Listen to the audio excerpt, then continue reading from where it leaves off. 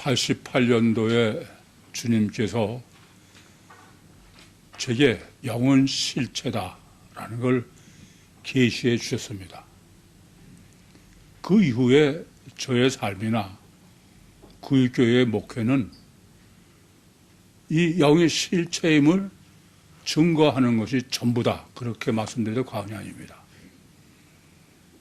사람들에게 하나님께서 나에게 영의 실체임을 계시해 주셔서 그러니 영의 실체임을 믿어라. 그래봐야 아무 소용이 없어요. 제일 먼저는 영의 실체임을 신학적으로, 성경적으로, 논리적으로 정립해야 된다. 거기에 총력을 기울였어요. 뿐만 아니라 아무리 신학적으로 정립해서 사람들한테 영은 실체다. 그렇게 설득을 하고 설교를 하고 그래 봐야 영의 실체임을 실제로는 믿질 못해요.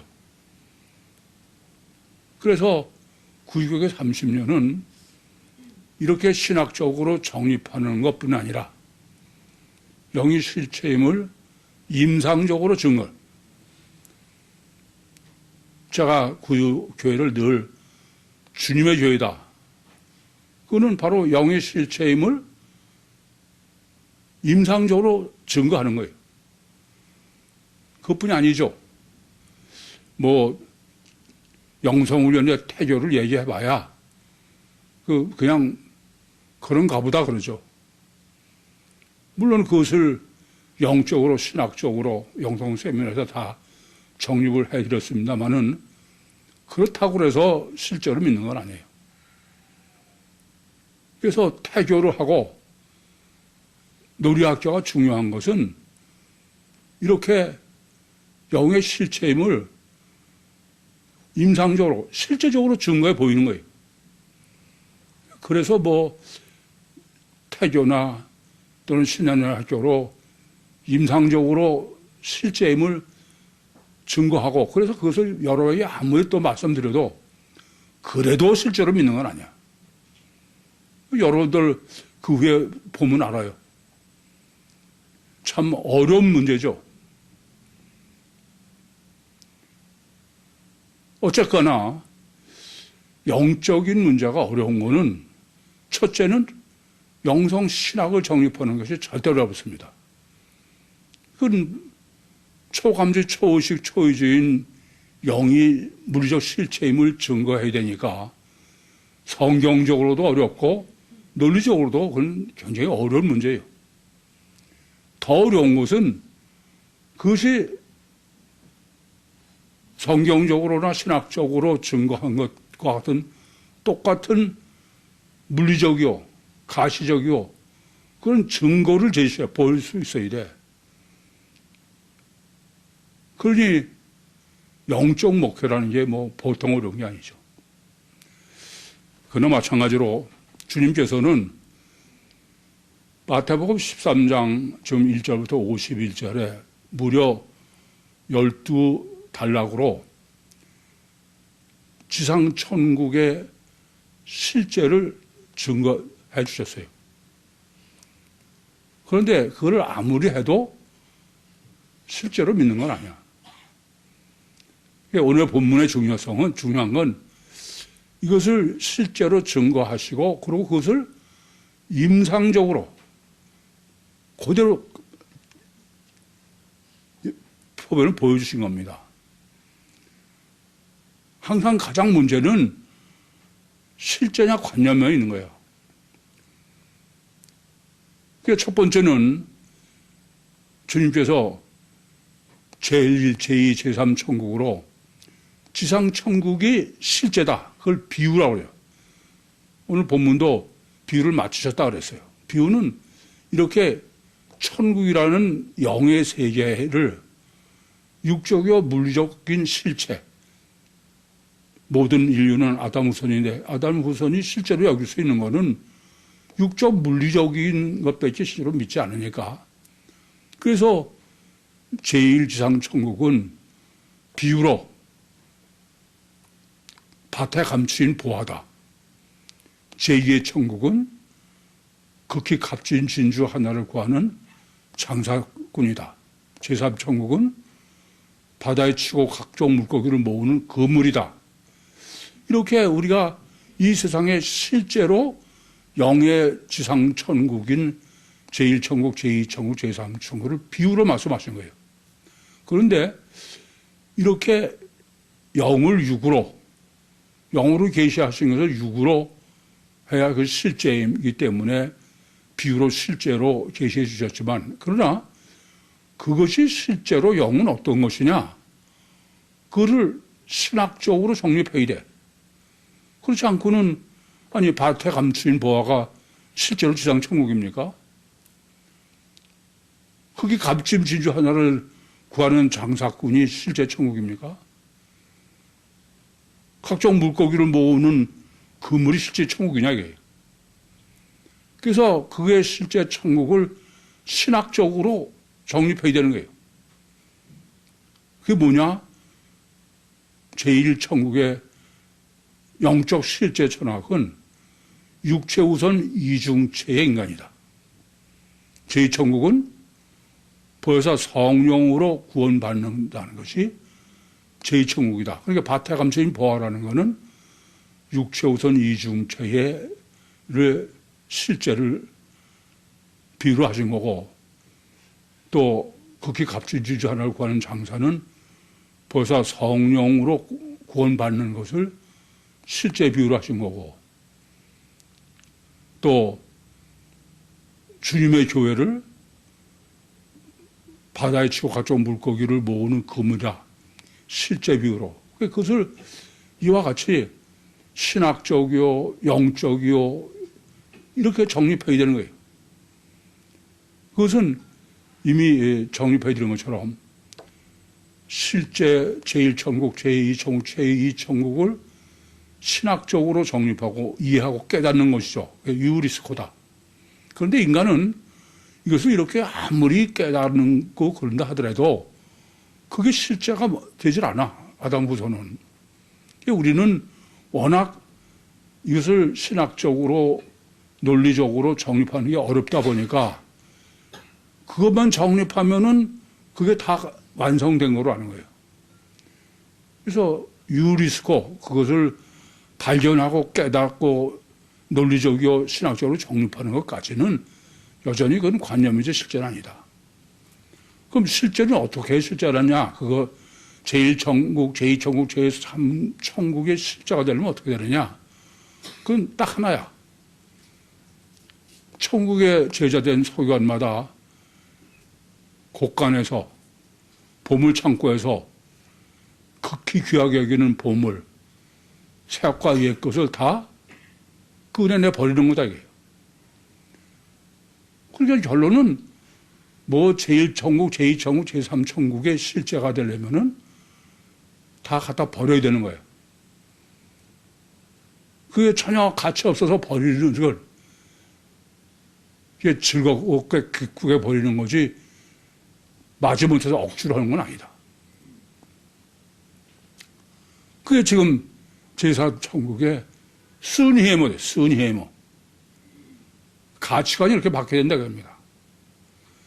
가치관이 바뀌어야지 억지로 하는 건 아니다, 그럽니다.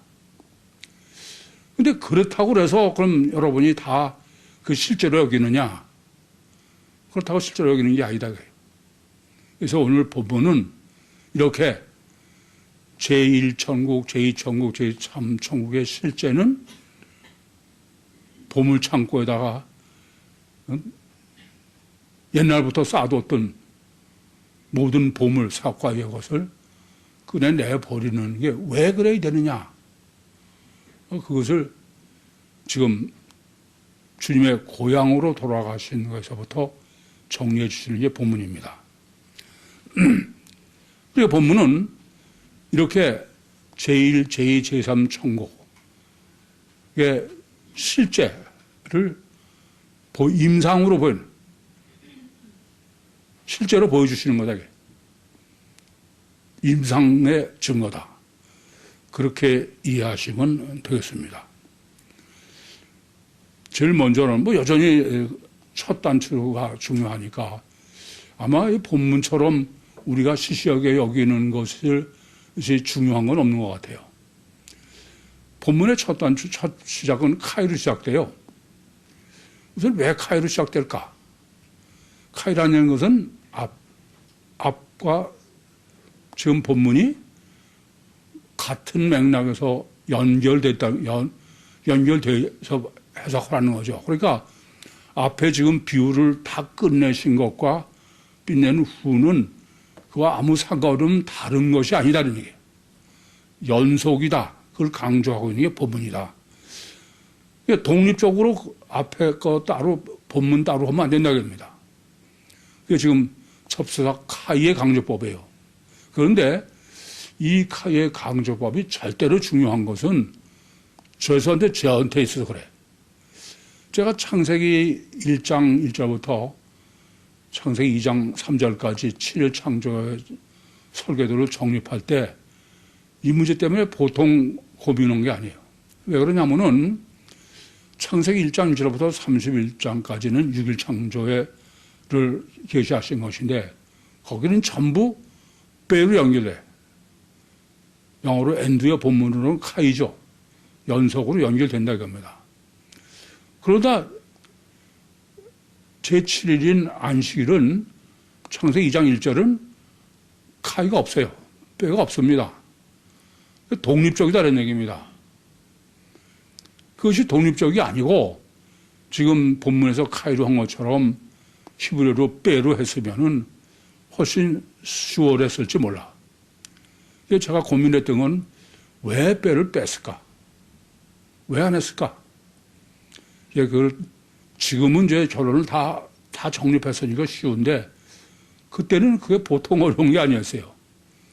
여러분 왜 하나님이 그걸 뺐을까요? 그것은 6일 창조와 문장으로는 그래. 첫째 날, 둘째 날, 셋째 날, 넷째 날 해서 여섯째 날, 일곱째 날이에요. 연속이에요. 근데 빼를 뺐다는 얘기는 6일 창조와 7일은 별개다. 다른 거다 이겁니다. 그걸 빼로 연결했으면은 지금 제7일 안식조 같은 일이 벌어져. 무슨 말씀이냐면은 제7일도 이상의 안식일로 생각한다 이겁니다. 그래서 빼를 빼두는 것은 6일 창조는 세상이고 제7일은 7이라고 되어 있지만 천국이다. 첫째. 그러면 이것은 별개로 이제 독립적으로 해석을 해야 되게 맞는데 근데 문장을 보면은 뭐 첫째 날부터 벌써 일곱째 날이라는 것 자체가 독립적으로 띄워버리라는 얘기도 아니고 또 창조주 하나님의 호칭이 전부 엘로힘이야. 그래서 참 이 정립이 어려웠죠. 그래서 제가 6일 창조의 목적은 천국의 안식일 완성의 목적이 있다. 여기까지 정립을 한 것처럼. 근데 본문은 카이로 연결되어 있어요. 왜 그것은 창세기 의도와는 다르게 앞에 거를와 독립적으로 본문을 해석하거나 하면 안 된다. 아시겠죠? 이게 지금 카이의 접속사가 강조법이다. 두 번째는 비유를 다 맞추셨다는 거예요. 끝내셨다고 합니다. 우선 맞추셨다고 한 이 헬라어 원문은 우리 생각 그냥 끝내다는 얘기 아니에요. 이건 텔로스라는 단어인데 이걸 완성했다는 거야. 그러니까 주님이 비유로 계시하는 것은 필요 충분히 완성했다. 다르게 말하면 제1천국, 제2천국, 제3천국의 비유도 또 신학 정립도 완전하셨다. 그래서 이제 더 이상 필요가 없을 정도로 해놓으셨다. 그런 말씀이 된 겁니다. 그리고 우선 어디까지가 완성이냐? 천국의 세자된 서기관마다 곳간에서 사과 옛것을 내다 버렸다. 그렇게 완성이다. 그래서 지금 본문이에요. 근데 그걸 어떻게 또 했냐? 이게 본문은 이번엔 또 어떻게 하냐면 거기를 떠나셨다. 떠나셨다고 그러면 뭐 에크에로코 마이라든지 헬라어로 떠나셨다는 건 여기하고는 관계가 없다는 의미, 원래 의미는 그렇지 않습니까? 근데 본문은 헬라어 보면 그렇지 않아요. 메타아이로야. 메타라는 것은 위드, 함께 가지고 그러고 가셨다는 거야. 그러니까 철저하게 카이로 앞에 1절부터 12절까지가 연속이고, 그리고 그 비유나 신학이나 유리스코나 가치관의 순혜민을 그대로 실어 안고 그러선 본문으로 가셨다 이런 얘기가 되는 거예요. 이게 철두철미하게 본문을 별도로 해석하면 안 된다. 마찬가지로 제7안식교라는 데는 7일, 6일 창조를 안고선 지금처럼 생각해야 제7안식교가 천국이라는 게 되겠는데, 그건 제7을 뭐 구약에서 어떻게 계시했든 간에 그것을 지상에 무슨 제7안식교가 있는 것처럼 하는 거나 그런 것은 절대 안 된다 그런 얘기죠. 그러니까 본문은 준비가 아주 보통 철저한 게 아니야. 첫째는 카이로, 두 번째는 비유를 완성으로 하셨다고. 그러면서도 완전을 끝내신 게 아니고 가지고 지금 본문에 들어오셨다 이런 의미가 되는 거예요. 더 어려운 거는 지금 본문은 고향에 돌아가신 거야. 그래서 고향에서 사역을 시작한 겁니다. 이게 이제 해석이 또 어려워. 원래는 누가복음에 보면은 예수님께서 침례 요한에게 침례를 받으신 다음에 그때 하나님이 성령을 비둘기같이 임하게 하시고 이는 내 사랑하는 아들이요 기뻐하는 자다. 그런 다음에 그게 3장 20절과 21절이에요. 그런 다음에 4장에 40일 금식하시고 그리고 우선 4장 31절부터가 고향으로 가신 거야. 다르게 말하면 무슨 말씀이냐면은 누가복음의 구성으로는 주님께서 자연인으로 세상을 살았어요. 누가복음 2장 52절에 인자 예수죠. 뭐 다른 사람과 다름없는. 그렇게 사시다가 이제 침례한테 침례를 받으시고 주님 하나님께서 성령을 비둘기 같이 또 가시적 음성으로 메시아임을 증거하셔서 그래서 주체가 이중체의 주체가 영이시니까 그래서 40일 육체를 부인하고 공생을 시작하셨다 그렇게 되는데, 근데 마태복음상으로는 지금 마태복음 3장 16절에 침례한테 침례를 받으신 거예요. 그래서 예수님께서 똑같이 누가복음처럼 성령을 비둘기같이 임하게 하시고 너는 내 사랑하는 아들이요 기뻐하는 자다. 그런 다음에 4장 1절부터 11절에 40일 금식하신 거야.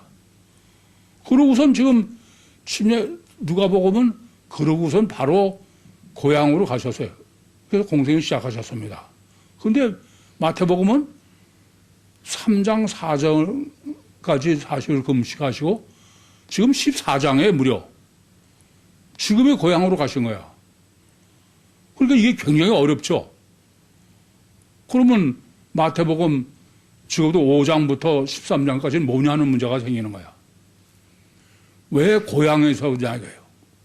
우선 이 고향 강조법은 주님이 공생의 사역을 이제서야 시작하신다. 이제서야. 무슨 말씀이냐면 고향에서 있다가 다 인간 예수로서 삶을 다 성장하고 살다가 그러다가 침례 받고서는 본인이 메시아임을 깨닫고선 그러고선 이제 고향에 다시 돌아와서 공생의 사역을 시작했다는 뜻이야. 이건 본문도 여전히 주님인 지금 본문에서 마태복음 13장 53절에서 58절에 공생의 사역을 시작하셨다 그러게 돼. 그러면 그 앞에 건 다 뭐냐 이거예요. 그건 어떤 의미가 되겠습니까? 앞에 거는 주님의 공생의 사역을 위한 예비. 그러니까 주님의 공생의 사역을 해석하려면은 이 서론이죠. 다시 말하면은 구약 성경 전체, 요한복음 5장 39절 말씀처럼 너희가 영생을 얻기 위하여 성경을 상고하거냐 내게 대해서 증거했다. 구약 전체요. 또 침례 요한의 죄일을 예비한 내용 전체. 그것을 마태복음 5장에서 지금 13장에 정립한 거예요. 그러니까 그걸 나중에 제1천국, 제2천국, 제3천국 이렇게 정립한 거는 구약 전체요. 침례 요한이 예비한 전체는 예비가 뭘 예비한 거냐 하면은 제1지상천국, 제2지상천국, 제3지상천국 그리고 천국의 제자된 사람마다 몽땅 갖다가 버렸다. 그게 주님이 예비한 서론이다 그런 말이에요. 다르게 말하면 주님의 공생의 사역을 신학적으로 정립하는 데에는 뭐가 전제가 되어야 돼요? 제1천국, 제2천국, 제3천국 그리고 다 갖다 버린. 이해됩니까? 그래서 지금 본문의 의미는 주님이 실제로 다시 출발해요. 다시 시작하셨다. 다시. 이런 의미가 돼. 그러니까 누가복음상의 그 고향에서 시작하신 거나 그것이 지금 마태복음에서는 13장 53절에서 58절에 시작하시는 거다. 이해되십니까? 그래서 지금 본문에 공생의 사역을 회당에서 시작해. 회당. 똑같아. 누가복음에도. 그리 지금 1절부터 52절까지 12단락 그걸 줄이면은 1, 2, 3 지상천국 신학이 항상 그걸 절대로 해요. 그리고 다 갖다 버리는 이게 공생의 서론이다. 이것을 정립하지 못하고 하면 공생의 사역의 해석이 틀린다 이거예요. 그래서 이제는 여기까지 정립하셨으니까 주님의 공생의 사역이 다른 게 아니죠. 복음서 사역의 정립은 완전하고 틀림없는 어쨌든 지금 주님께서는 마태복음의 구성은 완전히 창조부터 종말까지 신학적 정립을 다 한 전제로 공생의 사역을 해석하고 신학을 정립하라. 그게 본문의 의도다. 이 점을 첫 단추로 회당에서 가르치다 그런 거예요. 이건 자연인으로 주님이 세상에서 살다가 이제 신인 메시아로 공생의 사역을 시작하는 첫 단추다. 그게 고향의 회당에서 가르치셨다. 본문이다 이거예요. 여기까지 정된 게 충분히 이해가 됩니까? 그러면 지금 본문은 뭐냐? 이와 같이 주님께서 공생의 사역에 예비하신 이 모든 것을 제1천국, 제2천국, 제3천국 그리고 천국의 서유관이 다 법을 버리는 것을 신학적 정립을 한 것을 임상으로 실제로 지금 주님의 고향 사람들과 주님과의 관계로 실제로 보여주는 거야. 아시겠죠? 그래서 제일 첫 번째는 지금 본문의 목적에 제일 첫 번째는 뭐가 첫 번째냐 하면은 제일 천국이야. 주님은 단일체가 아니고 육체 우선 이중체다. 왜 그러냐?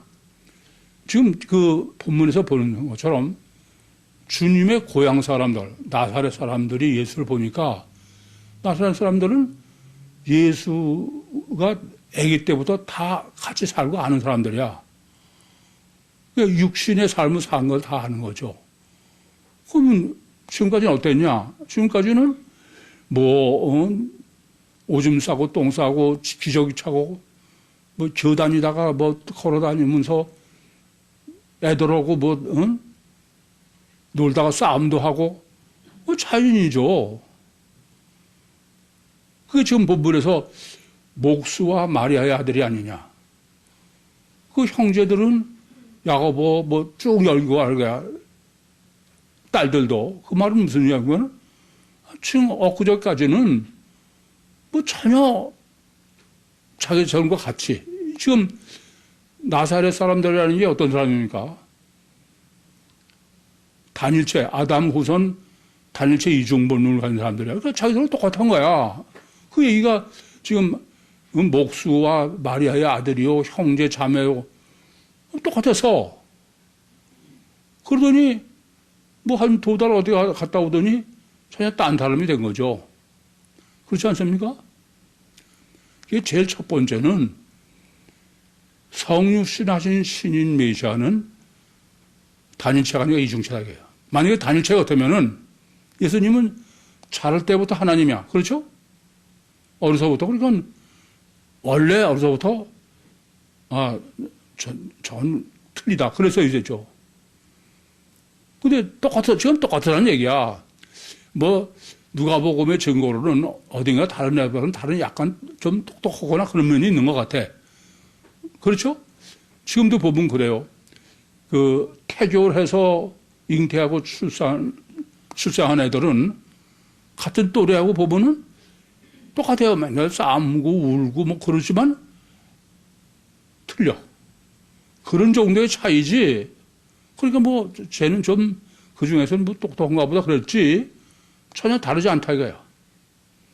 그런데 지금 딴 사람이 된 거야. 그건 어떻게 해서 그렇겠어? 단일체면 안 되는 얘기죠. 단일체면 어려서부터 틀리죠. 이중체인데 주님은 제가 요한에게 침례를 받은 것을 어떻게 해석하냐. 자기 위에 성령이 비둘기같이 임하신 걸 보셨다 그래요.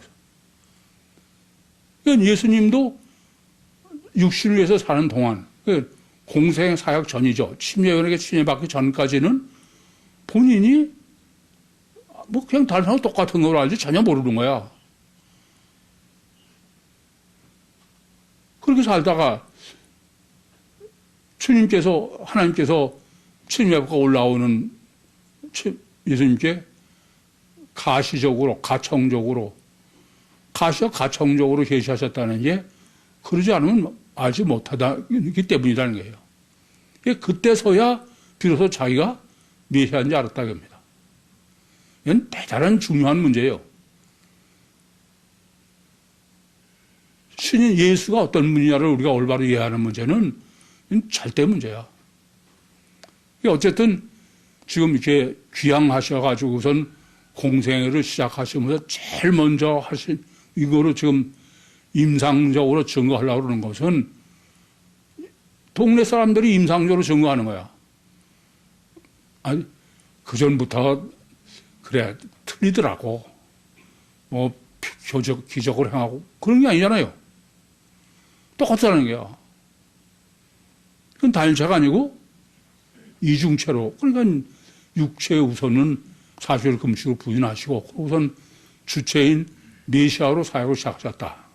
이게 지금 이렇게 주님의 고향에서 공생의 사역을 하시는 것의 신학의 제일 첫 번째는 성육신하신 신인 메시아는 단일체가 아니라 육체 우선 이중체의 주체가 하나님이시다. 그럼 두 번째는 어떤 거냐? 두 번째는 지금 이 고향 사람들은 어떤 사람들이냐? 고향 사람들은 예수님을 그 전에 예수님을 봐서 다 알아요. 무슨 말이냐면 예수님은 자기들과 똑같은 사람이 똑같았다 이거야. 지혜나 능력이. 그거는 아니 그 형제들 중에 누구들도 다 우리가 같이 뭐가 달라 똑같았는데. 그런데 지금은 전혀 딴 사람이다 이런 얘기죠. 이것이 강조하는 건 뭐냐? 지금 고향 사람들의 문제는 과거 지향적이다 이거야. 현재가 아니야. 현재 보인 주님은 인정을 안 하는 거야. 과거에 자기들이 경험한 것만. 이해돼요? 이게 가장 큰 문제야. 그게 뭐예요? 고착이야, 고착. 아니, 어저께까지는 A였다가 지금은 B면, 그럼 B가 지금 현재지. 근데 아무리 B로 바뀌었어도 어저께가 지배하는 거야.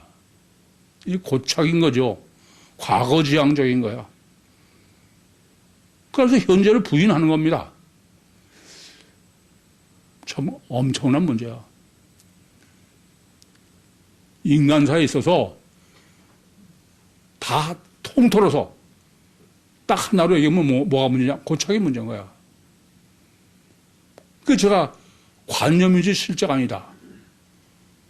이미 과거에 가지고 있는 가치관, 그것이 딱 잡고 있는 거야. 아무리 현재 보여도 소용없어. 고착보다 무서운 거 없어요. 인간 다 망쳐놓는 거야. 그렇지 않습니까?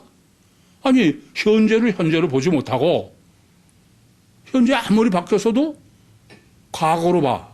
그럼 그게 살아있는 사람이야, 죽은 사람이야. 이건 보통 문제가 아니에요. 과거 지향적이다 이겁니다. 이게 저는 학습을 절대 안 된다는 거야. 전부 시체를 만드는 거야.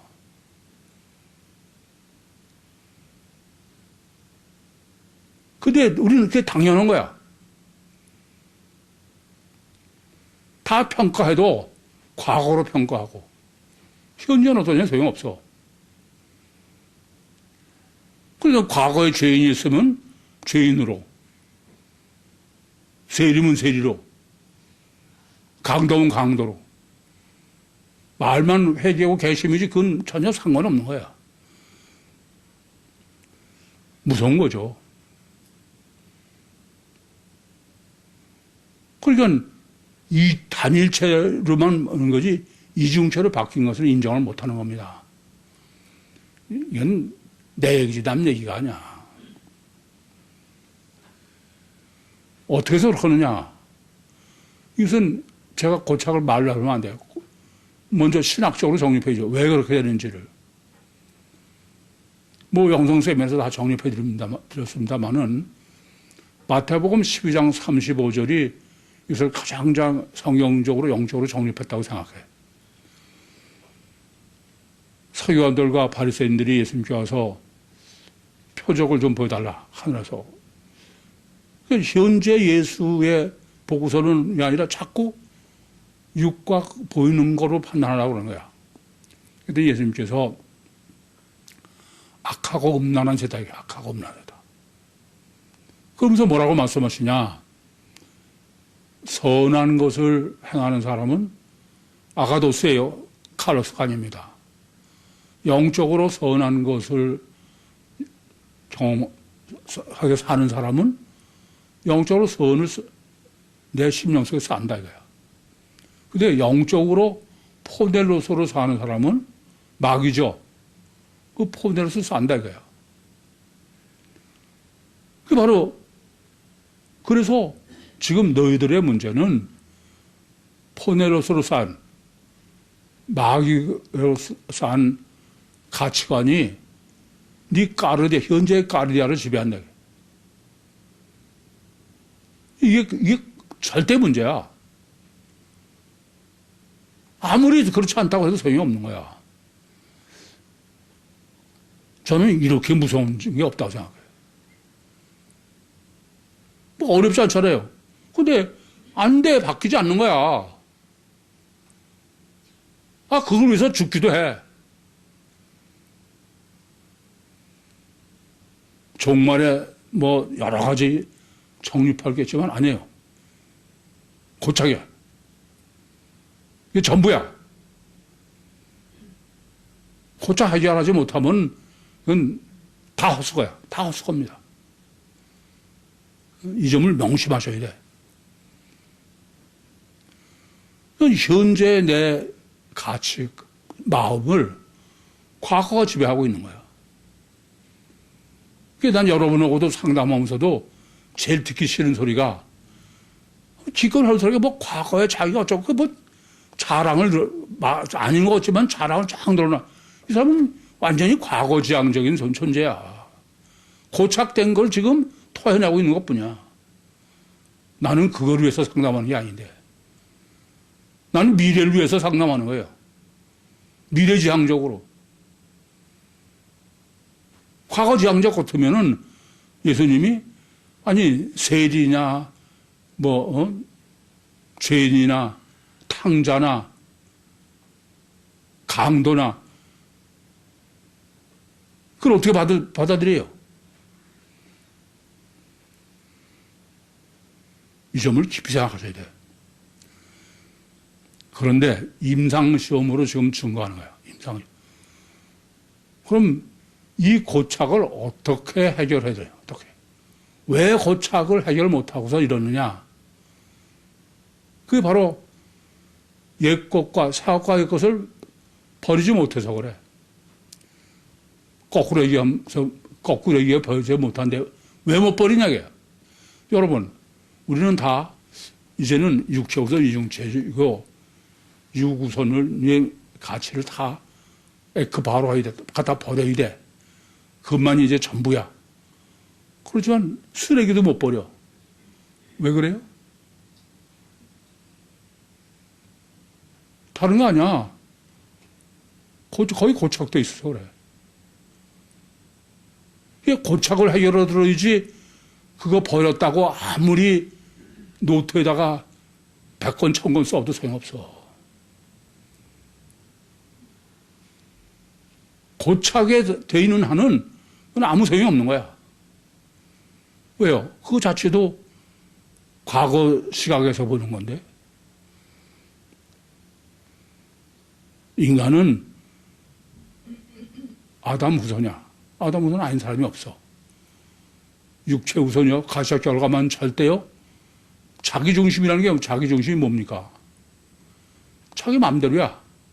그게 뭐야? 마귀는 육체를 통해서만.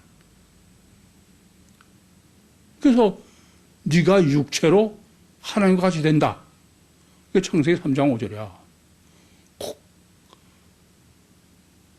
고착을 극대화하는 거죠. 실제로 그래요. 실제로 이 세상에서 고착이 극대화되면 이 세상적으로는 성공해요. 성공합니다. 이게 어려운 거야. 이거 뭐 육적으로만 뭐 성공하면 성공적 인생을 살았다. 그래요. 이 인생이 이 땅에가 전부라면 그걸 보고 성공이라고도 여길 수도 있지.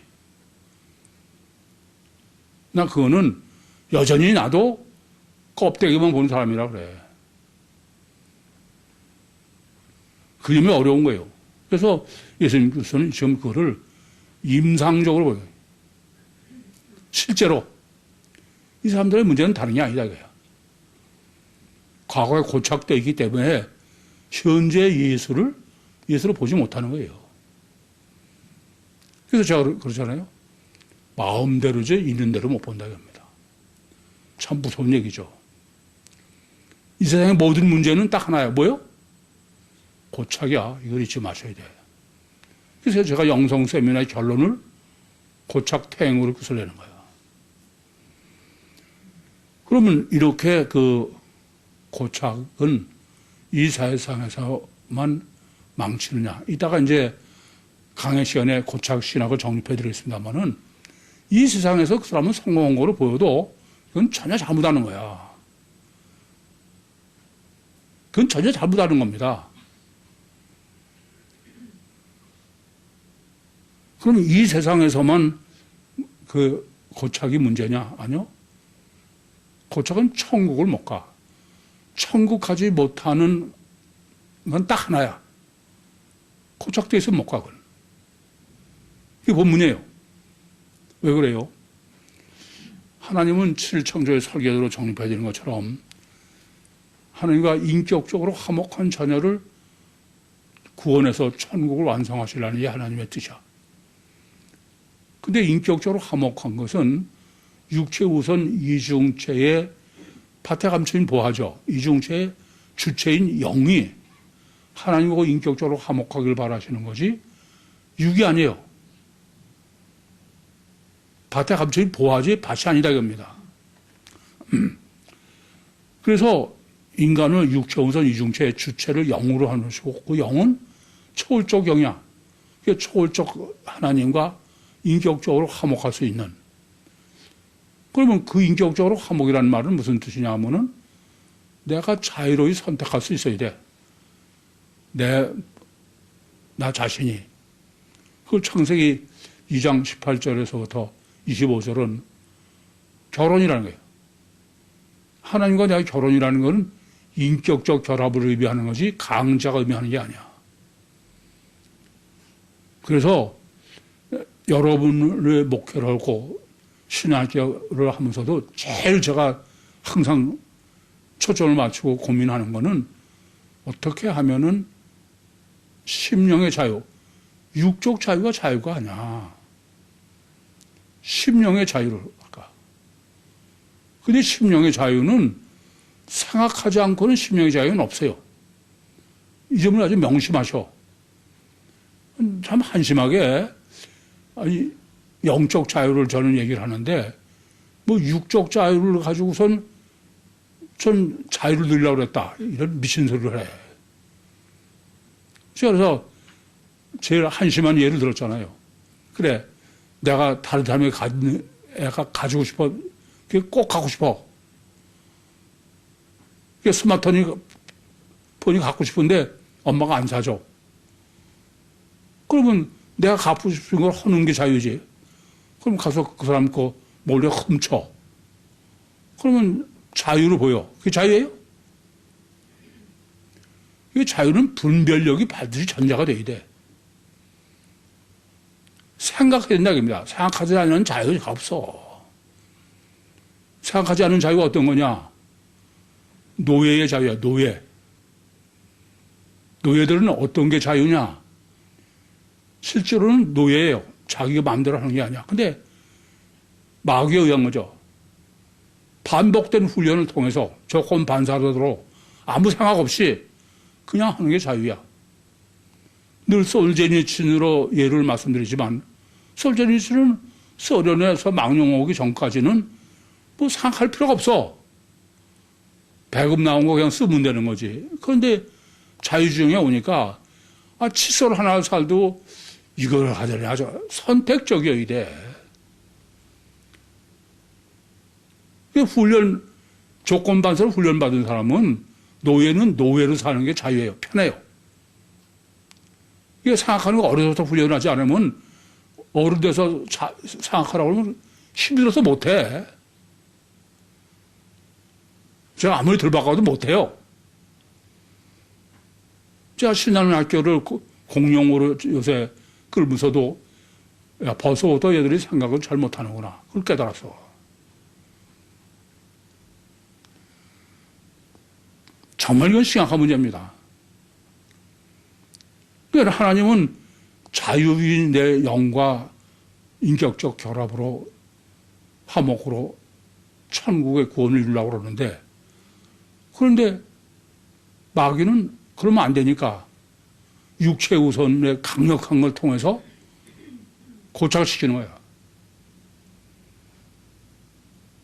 이 고착은 아예 고착 해결되기는 천국 못 가요. 절대 못 가거든.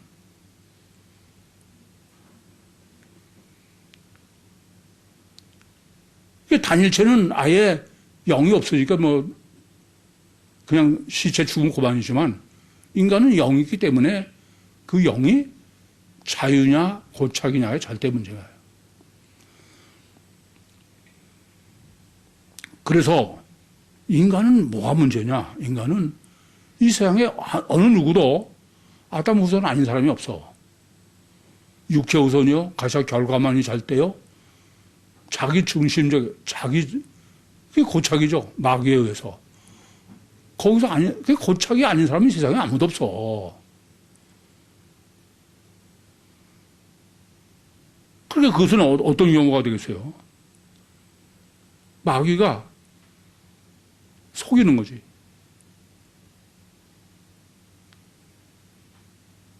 마귀는 요한복음 8장 44절처럼 성령은 인격적 관계라 네 자유로 네가 선택적일 때 선택을 하지만 마귀는 아예 선택을 못하게, 생각을 못하게 하고 훈련시키는 거야. 여러분이 생각 안 하고도 그냥 자동적으로 하는 게 있습니까? 그건 다 심각해. 그래서 오죽하면 그냥 뭐 자동답기처럼 주일날 나오는 거야.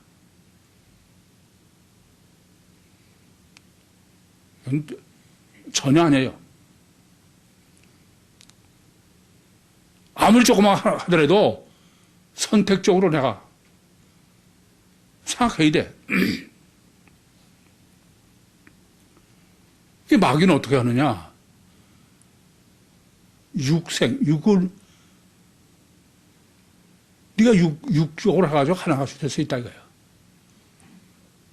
이 고착되면 이 세상에서 성공해요. 어떤 사람처럼 성공해가지고선 마약 파티하는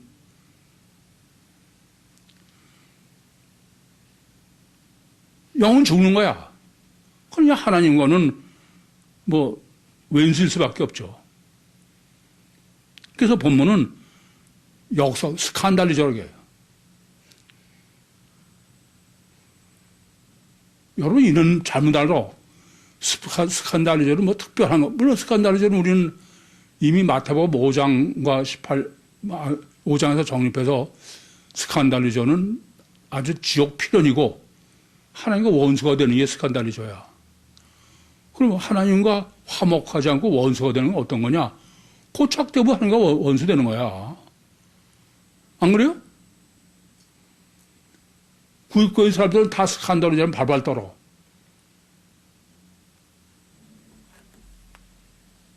고착이면 그건 다 스칸달리저지. 그거 해결되기 전에는 그건 안 되는 거야. 결국 그거 해결하지 못하고 죽으면 그건 지옥 가는 거야.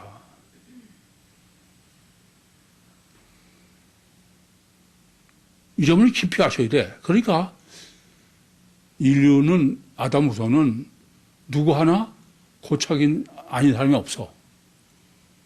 고착 상태로는 누구 하나 하나님과 왼수인 사람이 원수가 아닌 사람이 없어. 그럼 그 사람들은 다 어떻게 돼요? 틀림없이 지옥 가. 그건 착각하지 마셔. 뭐 내가 교회에 뭐 열심히 새벽 기도에 뭐 철야에 뭐 했다고? 구제했다고?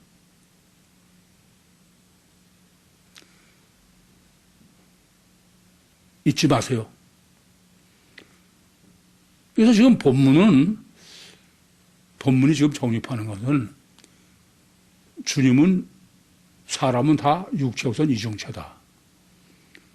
근데 사람에서 지금 부정적으로 한 거예요. 내가 지금 말씀드리면 긍정으로 계시한 것보다 부정으로 계시한 게 더 중요해. 부정은 인간은 아담 후손은 누구도 고착이 아닌 사람이 없다. 필연이다 이거예요. 근데 그 상태로는 누구도 스칸달이죠 아닐 사람이 없어. 그건 하나님과 인수야. 그런. 그래서 실제 임상은 어떤 거냐? 다 포기해야 되는 거야. 육을. 포기하지 않으면 완전히 그만큼 고착되어 있는 거야. 이거 아주 깊이 생각하셔야 돼요. 그래서 저는 아까도 말씀드렸지만 30년 목회에 지금 특별히 놀이학교를 통해서 임상으로 영이 실체지 육체가만 실체가 아니다. 제가 아무리 뭐 증거하고 애를 봐라 뭐 다 그래도 소용없어. 거의 다 그건 다 관념이 실체가 아니야. 왜 그래요? 다른 게 아니야. 여전히 고착돼 있어서 그래.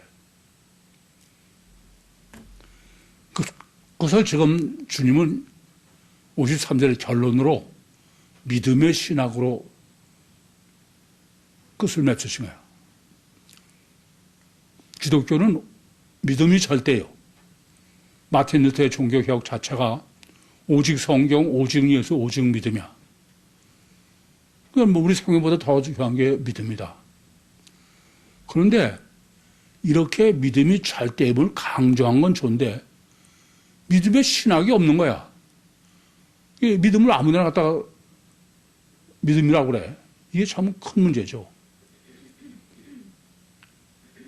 잘못하면은 구원파에 있는 사람이 믿음이 제일 좋아.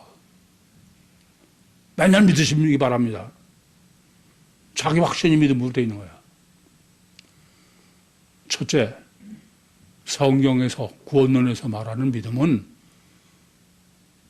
사도행전 16장 31절에 기록한 것처럼 주 예수를 믿는 거야. 주 예수를 믿으라는 거예요. 그 주 예수는 누가 주 예수냐? 주 예수는 영과 혼과 육이 있는 완전한 사람이어야 돼. 그게 주 예수지. 지정의를 갖추고 있는 인격체고. 인격체이신 예수님을 믿으라는 거지. 이게 어떻게 돼가지고 예수의 십자가를 믿으라야, 예수를 믿으라가 아니라 예수의 피를 믿으라야. 정말 놀랐어요. 뭐 선교사라는 사람이 세미나 첫날 받고서는 최영사 목사 저 사람 이상한 사람이라고. 아니 예수 피로 죄사 피를 믿으면 되는 거지 왜 골치 아프게 예수를 알라고 그러냐 이거야. 잘못돼도 너무 잘못됐어요. 잊지 마세요. 주 예수를 믿으라는 얘기는 예수라는 영과 혼과 육이 다 있는 지정의가 다 있는 인격체인 예수를 믿으라는 얘기지 예수가 짊어진 십자가를 믿으라거나 예수가 흘릴 물질 피를 믿으라는 얘기 아니야. 안 그래요? 근데 미신 사람들이 예수를 말은 오직 성경, 오직 예수, 오직 믿음이라고 해놓고 실제로는 예수는 없어. 두 번째 주 예수를 믿는 얘기는 오늘 본문에서도 마찬가지지만 육체 우선 이중체인 속사람 예수. 그 사람 육체 우선의 이중체의 주체는 속의 영이죠. 그 속의 주체인 영인 하나님을 믿으라는 얘기야. 그런 거지 육체 우선 이중체 예수를 믿는 게 아니야. 요한복음 1장 12절에 영접하는 자 곧 그 이름을 믿는 자. 그 믿음은 피스티오 에이스 아우터냐. 이중체의 속사람인 그를 믿으라는 거야. 그 아우터는 예수가 가지고 속에 하나님. 우리 표현으로는 하나님 예수를 믿으라는 얘기지. 성경에는 구원론의 예수 믿으라는 얘기를 예수 자신을 믿으라는 얘기 아니야. 전부. 요한복음 3장 16절에도 하나님이 세상을 이처럼 사랑하사 독생자를 주셨으니 이는 저를 믿는 자마다. 근데 저를 멸망치 않고 영생을 얻겠다. 그게 저를 믿는 것은 옵스티어 에이스 아우터네요. 속 사람이신 하나님을 믿어요. 그건 이중체의 주체를 믿으라는 거지 단일체는 속 사람이 어디 있어요? 안 그래요? 그러니까 말은 오직 성경 그래 놓고 성경은 아무 상관없어. 성경은 전혀 십자가를 믿으라면 피를 믿으라고는 안 돼 있는데. 세 번째는 주 예수를 믿으라는 얘기는 인격적으로 예수를 믿어라. 인격적인 예수를. 인격체를 예수를 믿으라는 말이 무슨 말이냐면은 나보다 예수를 더 신뢰하는 거예요. 그게 예수 믿는 거야. 제가 세미나 때 그 소금가마를 물로 끓라는 비유로 말씀드렸어요. 아버지가 소금가마를 물로 끓라. 그랬더니 물을 끓어. 그건 아버지가 무서워서 끈다거나 맹정으로 끄는 게 아니에요. 자기는 자기 이성으로는 물로 끄는 건 안 맞는 얘기인데 자기보다 하나님을 아버지를 더 신뢰하는 거예요. 여러분도 다 마찬가지야. 여기다가 교회 떠난 사람들은 다 전 많은 사람들이 전 목사님을 믿으면 신뢰합니다. 그러더니 엄마들하고 상담할 때도 제가 막 그냥 몰아붙이면은 전 목사님 정말 신뢰해요. 근데 안 되는 걸 어떻게 해요? 이래. 이게 신뢰하는 거 좋다 이거야. 그런데 신뢰하지 않는 게 있어. 뭐냐? 먼저 일단 이 목사, 다른 사람들 다 그 목사는 그래서 세상에서 최영삼 목사님처럼 성경 해석할 수 있는 사람은 없다.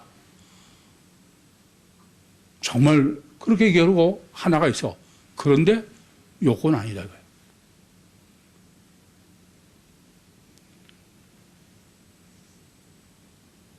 그건 인격적으로 그거 아니에요. 나보다 상대를 더 신뢰하는 게 믿음이야.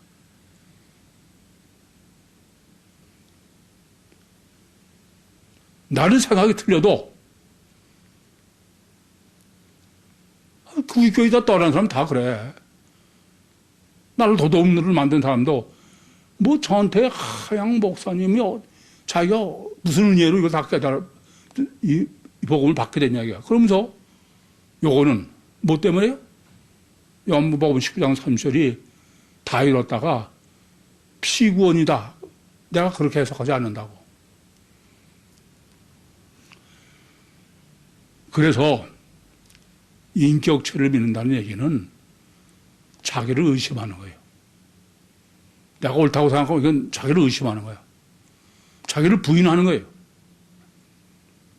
그러니까 체압과 역것을 다 버린 다음에는 그것까지 다 포함되는 거야.